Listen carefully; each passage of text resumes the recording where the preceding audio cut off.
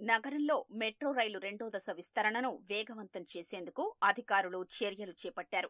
రెండో దశ కారిడార్లోని ఎల్బీ నగర్ నుంచి హయత్ నగర్, నాగోల్ నుంచి మైలార్దేవపల్లి, మియాపూర్ నుంచి పటాన్చెరు మార్గంలో 2 రోజుల పాటు ఇంజనీరింగ్ అధికారులతో కలిసి మెట్రో ఎండీ ఎన్వీఎస్ రెడ్డి క్షేత్రస్థాయిలో పర్యటించారు. జాతీయ రహదారుల అధికారులతో కలిసి మెట్రో అలైన్మెంట్ విషయంలో నిర్ణయాలు తీసుకున్నారు. ప్రతిపాదిత మెట్రో రెండో దశ మార్గాల్లో ఇప్పటికే ఉన్న పై వంతెనలు, కొత్తగా చేపట్టే నిర్మాణంలో ఉన్న పై వంతెనల వద్ద ఎదురవుతున్న సవాళ్లు, పరిష్కారాలపై చర్చించారు. ఎల్బీ నగర్, హయత్ నగర్ కారిడార్ సుమారు 7 కిలోమీటర్లు ఉంటుంది.